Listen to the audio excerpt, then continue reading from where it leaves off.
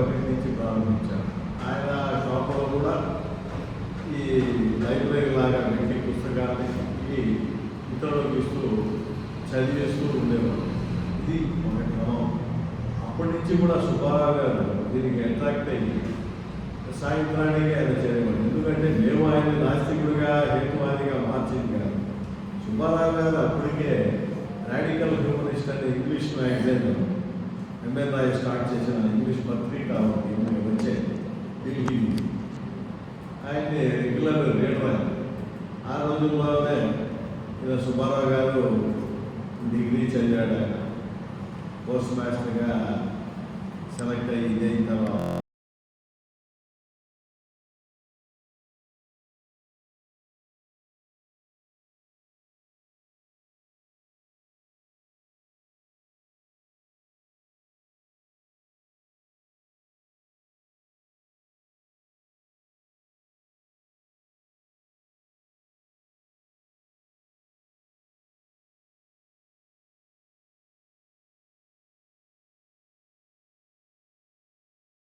ఇటువంటి చాలా పుస్తకాలు తెచ్చి అవి ఎవరు తాకని పుస్తకాన్ని అవి దారం పెట్టి కట్టి ఉంటే అవి తీసుకొచ్చి జాగ్రత్తగా చదివి మళ్ళా రిటర్న్ ఇచ్చారు. అవి చదవడానికి కేంద్రం ఎక్కడ బాబు వాళ్ళు 5ంటికి వచ్చేవాడు కూర్చొని మాట్లాడుతుంటే చదివి ఇతను రాశాడా అని చెప్పేవాడు. ఎందుకంటే ఆయన కృష్ణ అనేది జిజ్ఞాస అనేది ముందు నుంచి ఉంది. అయితే 76 నుంచి కూడా మేము ఈ కార్యక్రమాల్లో పట్టణంలో ఎవరిపోయిన కోలా మాస్టర్ గారిని సుబ్బారావు గారి వయసు వాళ్ళకి చదువులు చెప్పిన ఆయన రిటైర్డ్ టీచర్ హెచ్ఎంగా చేశారు. ఇక్కడ ఆయన నాస్తిక భావాలు కలిగి ఈ పుస్తకాలు కూడా చిన్న చిన్న పుస్తకాలు ఆ రోజుల్లోనే రాశారు.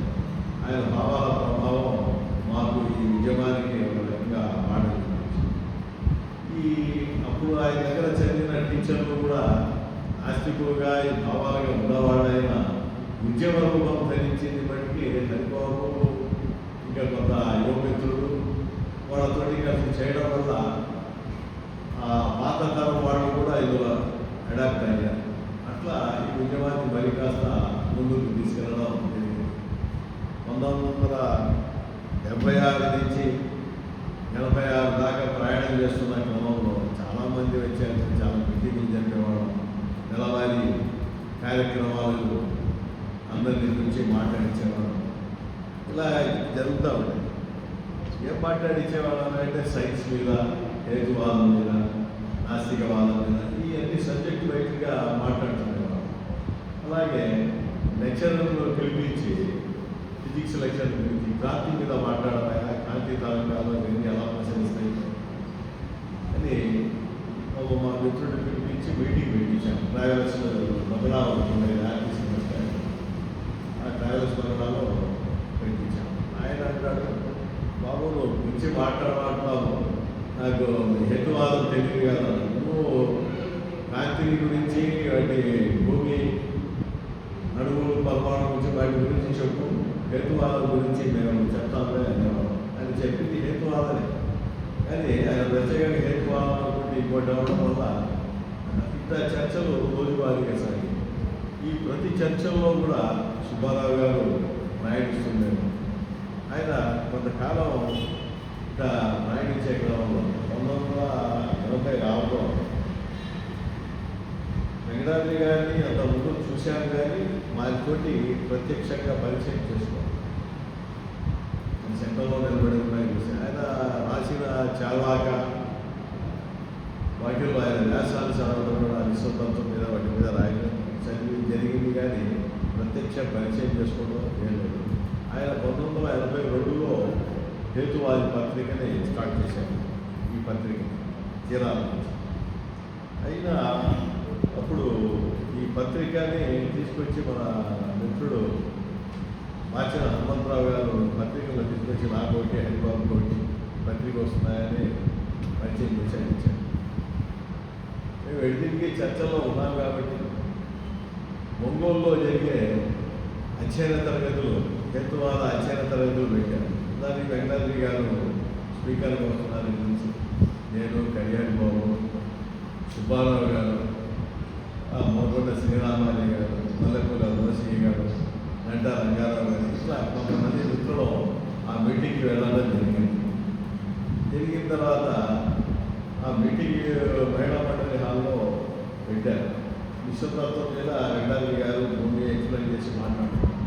వెంకటాద్రి గారి స్పీచ్ వినడం అదే మొదటిసారి. అందరూ దాదాపుగా అంతేనండి. అయితే నేను చెప్పింది అంత సైన్స్ అవసరం ఆ నాస్తికత్వానికి, దేవుడు లేదని ఇంకో సైన్స్ ఎందుకు అనుకున్నాను. కానీ చాలా బాగా మనసుకి హత్తుకునేలాగా చెప్పడం జరిగింది. దాని తర్వాత అక్కడే కొన్ని ప్రశ్నలు వేయడం, ఆయన చెప్పడం, సమాధానం చెప్పడం జరిగింది. ఆయన్ని అనుసరించి పెద్దవాళ్ళంతా వెళ్ళిపోయారు. నేను హరిబాబు లాడ్జీకి వెళ్ళాము. అక్కడే కూర్చున్నాం. పెద్దవాళ్ళు చాలామంది ఉన్నారు. రాజారెడ్డి గారు, మళ్ళా సుబ్బారావు గారు, ఇప్పుడు వచ్చిన వాళ్ళు చాలామంది ఉన్నారు. కూర్చొని అడుగుతామంటే చెప్తా ఉన్నాను. ఇది చాలా లోతు విషయం లాగా ఉంది. హేతువాదం అంటే దేవుడు లేడంటే కదా అనుకున్నాం మనం. ఈయనేమో అసలు ఏ తెచ్చుకున్నా చాలా లోపలలా వెళ్ళిపోతున్నాడు. ఈయన పుస్తకాలు తెచ్చి చదివి ఈయన మీద యుద్ధం చేయాలని ఆయన పుస్తకాలు తీసుకొచ్చి చదవడం, మిత్రులకు పరిచయం చేయడం, ఈ క్రమం అంతా రావి సుబ్బారావు గారు కంటిన్యూగా చూడటం. ఆయన ఏమన్నాడంటే, దీనికి ఈ స్థలం ఇస్తాను, భవిష్యత్తు స్థలం ఈ ఉద్యమానికి ఇస్తాను, ఇది చెయ్యండి అనేవాడు. ఎందుకంటే బాబు, హరిబాబు, నేను అంటే నేనంటే రావి సుబ్బారావు గారు, మేము ముగ్గురు కనుక ఉంటే చైత్రయాత్రలు చేస్తూ అన్ని తత్వవేత్తలను జయించుకుంటూ పోతామనే ఒక బలమైన నమ్మకం సుబ్బారావు గారు. అది స్కూళ్ళల్లో వాటిల్లో చర్చలో మనం పెడతాము, మీటింగ్లో అని చెప్తుండేవారు. అది ఆ క్రమంలోనే మనం ఏదైనా మీటింగ్ పెట్టించి అది సక్సెస్ అయ్యి హై స్కూల్ దగ్గర బహిరంగ సభలో మీటింగ్లో ఏది చూడటం కాబట్టి దీనికి ఒక రూపం తీసుకుందాం అనే బలమైన కాన్సెప్ట్ ఉంటే ఆయన ఈ 10 సెంట్ల స్థలాన్ని సంఘానికి ఇస్తానని చెప్పారు. 10 సెంట్ల స్థలం ఇవ్వకుండా మాత్రమే కాకుండా ఆ రోజు ఒక రిటైర్ అయిన తర్వాత ఆయనకు వచ్చే డబ్బులు ఒక 50,000 రూపాయలు ఈ సొసైటీకి డిపాజిట్ చేస్తాం. దాని మీద వచ్చే వడ్డీతోటి మనం ఇక్కడ ఈ హేతువాద ఉద్యమాలు, మనం జరిగే మీటింగ్లు, కార్యక్రమాలకు ఖర్చు పెడతాం. ప్రతిసారి డబ్బులు కావాలంటే ఇబ్బంది అవుతుంది కదా అని సూచన కూడా చేశారు. అప్పుడు వెంకటాద్రి గారు పరిచయం అవ్వడం, మేము మళ్ళా 88లో ఇక్కడ హై స్కూల్లో 4 రోజులు స్టడీ క్యాంప్ పెట్టడం, ఇవన్నీ దానికి చాలామంది అటెండ్ కావడం, ఇది ఒక నిరంతర కార్యక్రమం లాగా సాగిందండి. ఏదో ఒకటి చేసాము, 10 ఏళ్ల తర్వాత చేసామని కాకుండా అప్పటి నుంచి ఇప్పుడు దాకా బిల్డింగ్ కట్టిన తర్వాత కూడా ఇంకా కార్యక్రమం పెరిగింది. సత్యాలు ఇందాక చెప్పాడు, మామూలు కార్యక్రమం కలిగిన అది కంటిన్యూషన్. ఇది చూసిన సుబ్బారావు గారు నేను ఇది చేద్దాం అనేది సొసైటీ ఏర్పడి 2001లో రాడికల్ హోమ్లెస్ సెంటర్ ఏర్పడితే అలా దానికి స్థలాన్ని ఇవ్వడం, ఆయన సొంత ఖర్చులతో ఇవ్వడం చేశాడు. అయితే 50,000 రూపాయలు వద్దని చెప్పాడు. నేను వద్దని చెప్పాడు, హరిబాబు వద్దన్నాడు. ఎందుకంటే పెద్ద భాగ్యవంతుడు కాదు, స్థలం ఇవ్వడమే గొప్ప విషయం. ఆ స్థలంలో మనం ఉద్యోగం చేయగలిగితే మంచిది, సరిపోతుందని వెంకటాద్రి గారి చేత కూడా చెప్పించాం. ఏమంటే ఇలా చేస్తున్నాడు, ఆ 50,000 రూపాయలు వేసి డిపాజిట్ చేశాడు అనుకో, ఎంత సుబ్బారావు గారిని పిచ్చోడి చేసి వీళ్ళ మోసం చేస్తున్నారు అనుకుంటానంటే, ఆయన మనసులో నుంచి వచ్చిన విషయాలు అంతా అర్థం చేసుకోరు. ఇట్లా వద్దు మాస్టర్ అంటే వద్దు సుబ్బారావు గారిని వెంకటాద్రి మాస్టర్ గారు కూడా చెప్పడం జరిగేటప్పుడు సరే డ్రాప్ అయిపోయాయి. ఒక క్షణం. ఇంకోటి విషయం ఏంటంటే, ఈ స్థలానికి రాడికల్ హ్యూమనిస్ట్ సెంటర్ దీని పేరు. ఇది ఎందుకు చెప్తున్నానంటే, ఈ రాడికల్ హ్యూమనిస్ట్ సెంటర్ ఈ సంఘం ఏర్పడి ఇది చేసేటప్పుడు అప్పుడు పీపుల్స్ వార్ మీద విశేషం పెట్టి పీపుల్స్ వార్ నక్సలైట్లలో కూడా రాడికల్స్ అనే పేరు మీదే ఇది అవుతుంది.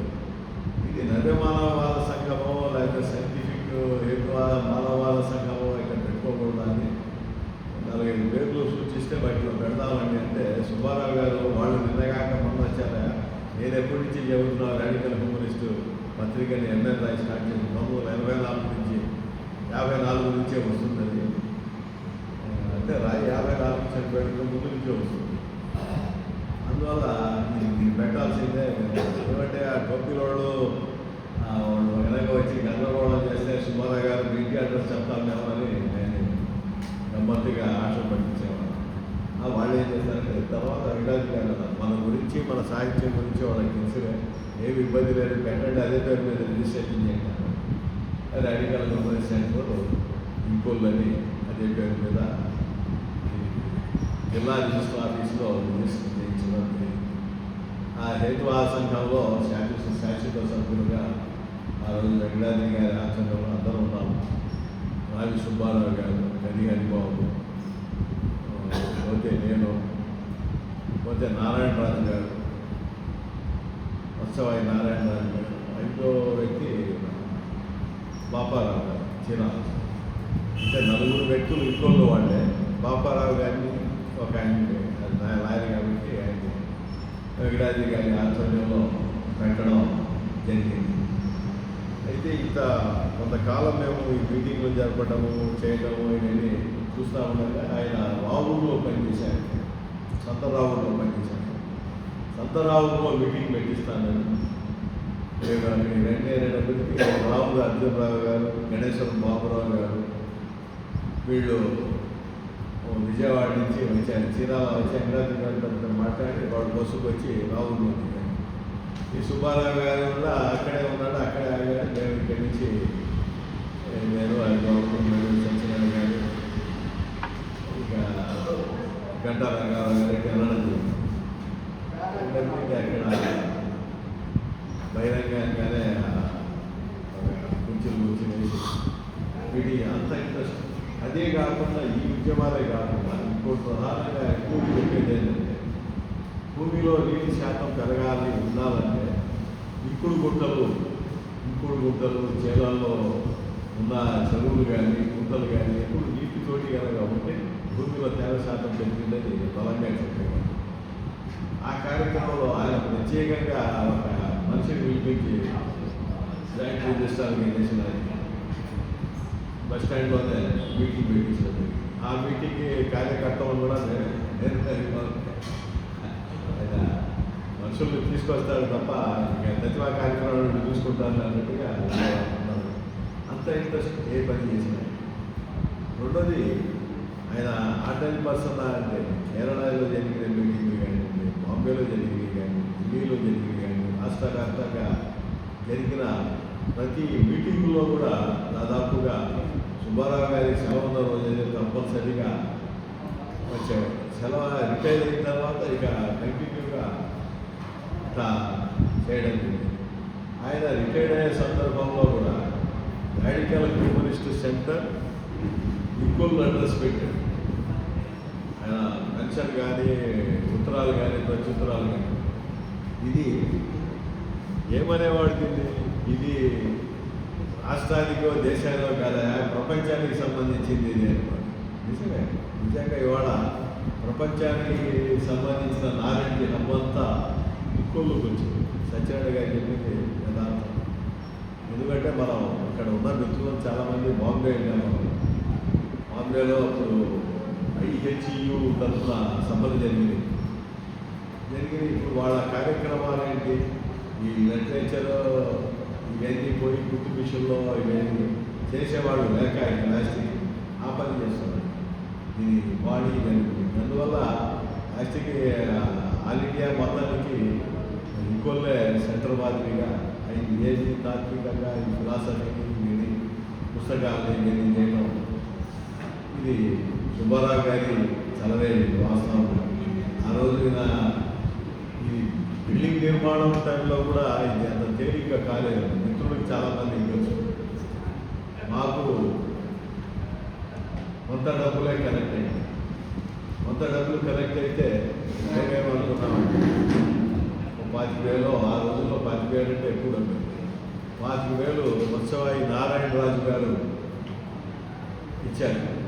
అప్పుడు 50,000 అయితే మేము ఏం చేశామంటే చుట్టూతా దీన్ని గోడ కట్టేసేసి మధ్యలో ఒక మూలన ఒక రూమ్ లాగా కనుక వేసి టేబుల్ షేడ్ చేస్తే పుస్తకాలు పెట్టుకోవడానికి మీటింగ్లు జరపడానికి బాగా ఉంటుంది కదా అది ఆలోచన పెట్టాం. ఎగ్జిక్యూటివ్ మీటింగ్ వెంకటాద్రి గారు ఏం చెప్పారంటే, కాదయ్యా ఇది మీరు అనుకున్నట్టుగా చిన్న సెంటర్ కాదు, అసలు ఆలోచించేవాడు మీరు ఇద్దరు ఉన్నారు, మీకు ఇద్దరికి ఇంకో నలుగురు వచ్చారు, అందువల్ల ఇది నాలెడ్జ్ ఎక్కడైతే ఉంటుందో అక్కడికే వస్తారు. డెహ్రాడూన్లోనో ముస్లింలో కూర్చొని ఎంఎన్ రాయ్ ప్రపంచం అంతా తిరిగి వచ్చి ఆయన హ్యూమనిస్ట్ మూమెంట్గా దీన్ని మార్చాడు, రాడికల్ డెమోక్రటిక్ పార్టీని మూమెంట్గా మార్చాడు. అప్పుడంతా వెళ్ళాము మేము 3-4 కలిసి. చివరగా పోయినప్పుడు నేను ఒకటి పోయించాను. నాలెడ్జ్ ఎక్కడుంటే అక్కడ పోతారు. ఇక్కడ చేసేవాళ్ళు ఉండాలా, చేసేవాళ్ళు కనుక లేకపోతే అవి ఉద్యమాలు మూల పడిపోతాయి. బాంబే జరిగింది అంతే. మాతో ముసలాళ్ళు అయిపోయారు, వాళ్ళు పోయారు, వచ్చిన వాళ్ళు పట్టించుకోకపోతే ఇలా ఉంటుంది. కానీ దీన్ని ఆగండి, 2 ఏళ్ళు ఆగండి, నేను ట్రై చేస్తాను అని మాస్టర్ గారు చెప్పడం ఈ ఆగడానికి. ఈ లోపల ఏమైందంటే సుబ్బారావు గారు రోజు సందేహం చెప్పాడు. రోజు కలుస్తుంటాం కదంటే, రోజు కలుస్తుంటాం, రోజు అందరం కలిసి మాట్లాడుతున్నాం. ఏంటి బాబు, షేక్ బాబు, మనం ఈ స్థలం ఇచ్చారుగా సుబ్బారావు గారు, బిల్డింగ్ ఎప్పుడు కడతారని అడుగుతున్నారు. వాళ్ళు జోక్గా అడిగినా ఇట్లా అనుకుంటున్నారు కదా. సుబ్బారావు గారు ఇవాళ కాదు, రేపు సంవత్సరం కాదు, 2 ఏళ్ళకైనా కడతామంటే కట్టకుండా ఉన్నాము. దానాలు ఇంతకంటే ఎక్కువ ఇచ్చిన వాళ్ళు ఉండవచ్చు, ఇది గొప్ప విషయమేమి. ఇంతకంటే ఇంకా ఎక్కువ ఘనమైన దానాలు ఇచ్చిన వాళ్ళు చంద్రాలను అంటే గుళ్ళకో గోపురాలకో మసీదులకో ఇచ్చారనుకుంటే అక్కడ కూర్చొని అన్నాలు తిని ఆ పలనాయన కుమారుడు పలనాయన కుమారుడు కొండల మీద కూర్చుంటే ఎక్కి వెళ్తా ఉన్నారంటే ఈ ఊరికి 4 ఉంటాయి, దాని ఊరు లేదు, పేరు లేదు. మీరు ఇచ్చిన స్థలంలో బిల్డింగ్ కడతాయి. నిజంగా భారతదేశానికి కాదు, ప్రపంచానికి దిక్సూచిగా ఉన్నదండి. అంటే చాలా ఆనందం ఉంది, చాలా హ్యాపీ అయిపోయారు. ఇద్దరంటే ఆ షేక్ బాబా నిజంగా ఇది కట్టేటప్పుడు కానీ, పుస్తకాలు ఇక్కడికి వచ్చేటప్పుడు కానీ ఇదేంటండి మాకు ఉదాహరణగా ఇక్కడ లక్కీ పాయింట్ ఏంటంటే వెంకటాద్రి గారికి నాగండ, ఆయన చీరాల్లో ఉంటుంది. చీరాల నుంచి నాగండ వచ్చి వెళ్ళడం వల్ల ఇక్కడ ఇంకొల్లు భజన కేంద్రంగా ఉంది. వెంకటాద్రి గారు వస్తారనగానే మేము ఈ అభిమానుల్ని లేకపోతే హేతువాదుల మీద ఆకర్షణ ఉండేవాళ్ళు వీళ్ళంతా టీచర్స్ మొత్తాన్ని కుర్రాడు బట్టి చనిపోతూ లేవండి ఆ టైంలో పిలిపించేవాడు. పిలిపిస్తే ఆయన వచ్చే టైంకి ఇల్లు కూడా చిన్నగా చేరేవాడు. 10 మంది 12 మంది అయితే వెనక బాబు వాజ్పేయి వెనకాల ఆయన టెంట్ హౌస్ ఉంది మా బాబాయ్, ఆ రూము కాస్త నిర్దేశించేవాడు. అక్కడ కూర్చొని మాట్లాడు. దీనివల్ల ఈ సాహిత్యంలో క్లారిటీ కూడా పెరుగుతూ వచ్చింది. ఇది యాక్చువల్గా ఈ సుబ్బారావు గారి స్థలం ఇవ్వకపోయినా చేయకపోయినా ఈ స్థలం లేనప్పుడు కూడా ఏదో చోట పుస్తకాలు తగ్గిస్తా పోయారు. కానీ అవన్నీ పర్మనెంట్గా ఇది కాదు కదా. పర్మనెంట్ మనది అనేది బిల్డింగ్ అనగా ఉంటే దాని ఇది విషయం వేరుగా ఉంది. ఏమైనా సుబ్బారావు గారు ఇది చేసినప్పుడు గ్రేట్. ఇదే అంతకంటే భాగ్యవంతులు పిల్లలకి ఇచ్చేస్తుంటారు. ఆ పిల్లవాడికి అందించాను, ఈ పిల్లవాడికి ఇచ్చాను.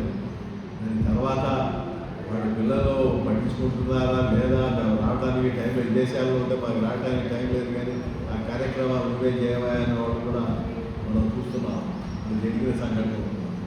కానీ జీవితకాలం సుబ్బారావు గారి పేరే కాదు, వాళ్ళ బిల్డింగ్ ఉన్నంత కాలానికి నడుస్తున్నంత కాలం వారి పేరుతో పాటు వాళ్ళ కుటుంబాలు కూడా గుర్తింపు పొందుతూ ఉంటాయి. అది ఆ విషయంలో సుబ్బారావు గారు చాలా గ్రేట్గానే భావించాలి. ఈ ఉద్యమాన్ని తీసుకురావడం అంటే ఊరికనే ఆషామాషిగా ఆయన చదువుకున్నవాడు, అవగాహన ఉంది. దీన్ని ఎట్లా ఇంప్లిమెంట్ చేద్దామనే టైంలో ఈ ఉద్యమం పట్టుకోవడం, వెంకటాద్రి గారు రావడం, వెంకటగారి గారు వచ్చిన తర్వాత ఆయన చెప్పినట్టుగా 2 ఏళ్ళకే ట్రై చేసి ఇట్లానే ఆయన తెలిసిన వాళ్ళని ఉద్యమకారులు తెలిసిన వాళ్ళని ఆనమళ్ళ ఆయన ఏంటంటే ఆనమళ్ళ పూర్ణచంద్రారెడ్డి గారు ఒక 5 లక్షలు 2 సార్లుగా పంపించారు.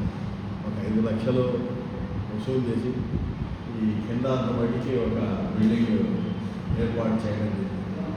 దాని తర్వాత దీని పైన కూడా ఈ నిర్మాణం ఇవన్నీ చేస్తే చాలా ఆనందపడేవాడు సుబ్బారావు గారు.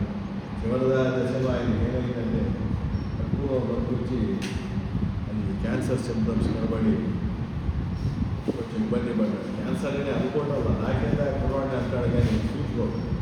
తర్వాత రోజు తీసుకొని చూపించారు. అది వేరైంది. ఇంట్లో కూడా పోలేదు ఆయన. ఇక్కడే మెడికల్ హెల్త్ సెంటర్లోనే ఇక్కడే ఉన్నాడు.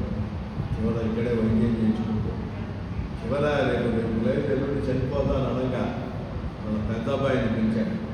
పెద్ద అబ్బాయిని పిలిచి అడిగాడు, అబ్బాయి ఈ నెలవారీ ఖర్చులు కూడా ఇబ్బంది పడుతున్నాను మన వాళ్ళు, నువ్వు ఏమైనా ఇస్తావా